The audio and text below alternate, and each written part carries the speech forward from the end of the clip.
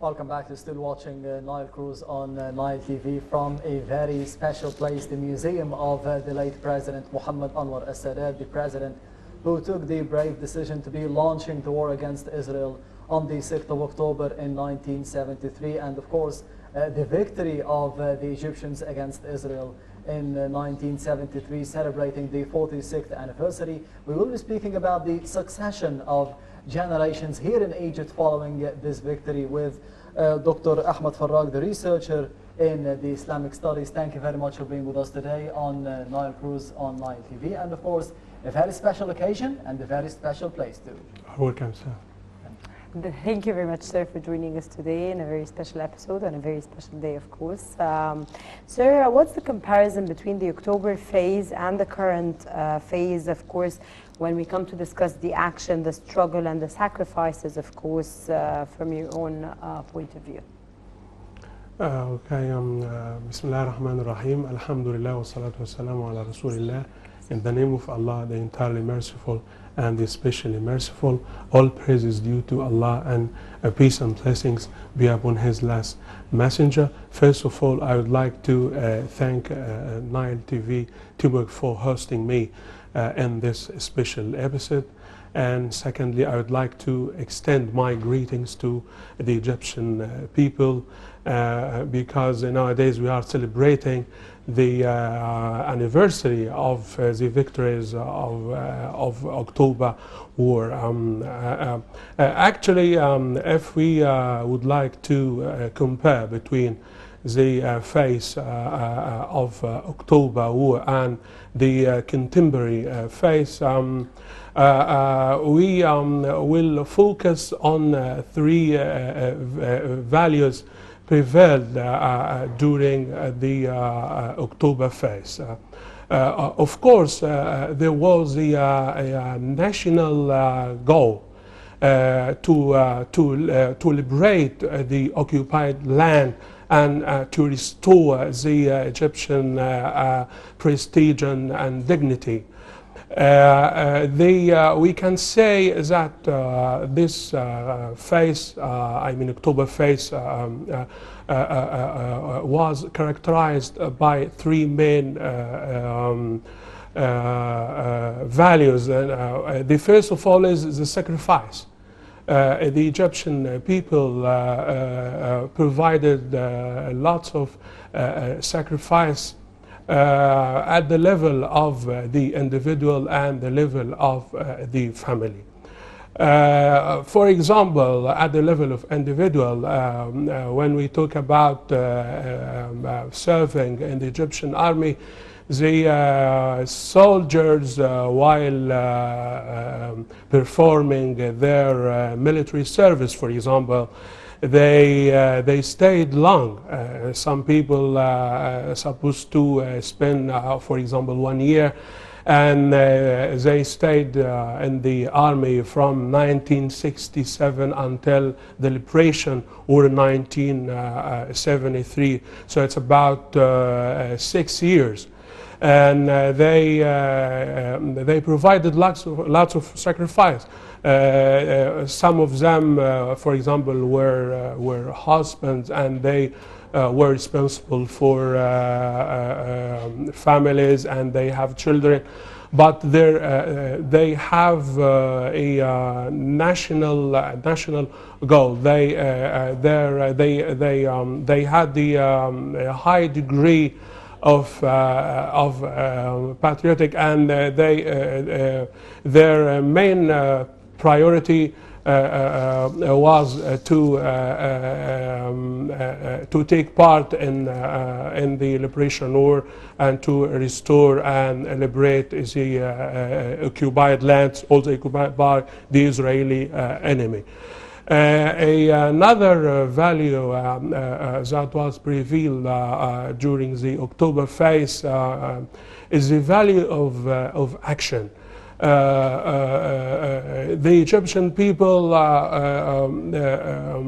were concentrating on work. They were concentrating on action, not words. They were ready to do anything for the sake of their homeland. Even if they could bear the hardship and the economic crisis during such period. The third value related to this phase, we talked about the sacrifice, and we talked about the action. Actually,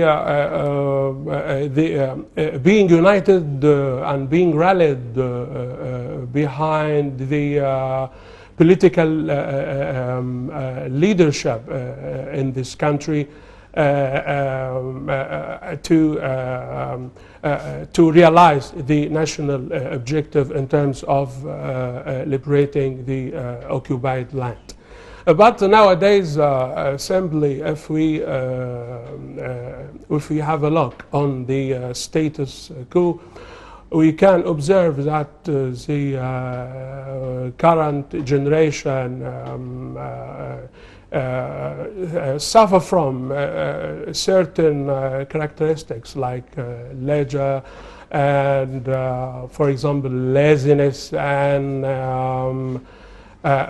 so on, because sometimes there is not enough national awareness about the higher interest of the country here. And this is the most important differences between the October era and the current era.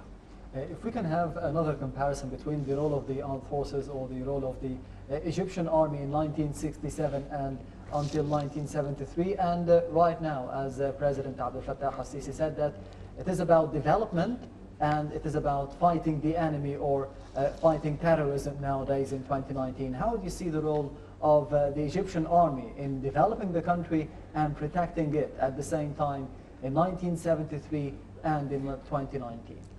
Of course, during the era of 1973,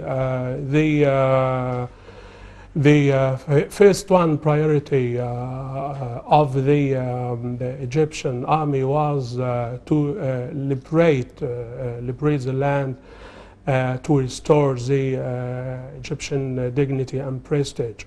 And thanks God, we succeeded in realizing such objective in 1973. I think, and this is my own point of view, the task during the era of 1973 was easier than the task of the armed forces now, because during the 1973 we have only one goal, it is the liberation of the occupied lands. And all of the nation knew the enemy. And we had one enemy during the era of 1973. But nowadays we have invisible enemy, I mean the terrorism, especially in Sinai. And on the one hand, I can describe it as a battle, the battle of the economic development and implementing the mega national projects carried out by the armed forces, just to place the country in the status it deserves among the advanced, among the other advanced countries. Okay, sir. Al-Azhar campaign for reviving the spirit of victory of the 10th of Ramadan. Can you tell us more about this? Okay, actually, while celebrating the, as we know, the victory of 1973 occurred in Ramadan, in the 10th of, on the 10th of Ramadan. While we were here in Egypt, were celebrating the victories of the 10th of Ramadan in last May, Al-Azhar establishment, specifically the Islamic Research Academy affiliated to Al-Azhar al-Sharif, launched a campaign titled the heroism of the past and the aspirations for the future. The heroism? Yes, the heroism of the past, about what happened in October 1973, and the aspirations for the future. How can we benefit? How can we take advantage of the values prevailed during the 1973 era and to apply these values during the current period? To do so, Al-Azhar assigned about 3,900 preachers, and they organized meetings with youth in mosques and cultural centers, in youth centers, and they talked about the values we can extract from the October victory, and how can we apply these values in the current phase, so we can create a higher degree of the national awareness among the Egyptian youth, so they can work, they can take part, for example, in political life, and they can, for example, confront the rumors on the social networking sites, and so on. Actually, such campaign, this is my own point of view, should last, it lasted only 10 days during last May.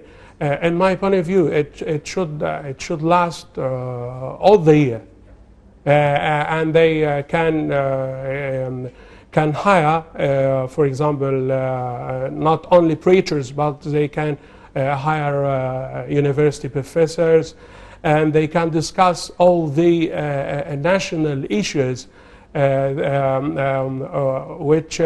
are of interest to the Egyptian youth. That's it. Yes, Dr. Ahmed Farrag, the researcher in the Islamic studies. Thank you very much for being with us today on Nile Cruise. You are welcome, sir, and thank you very much. Thank you so much, sir. Thank you. If you want to stay with us, we'll be back again, and don't go away.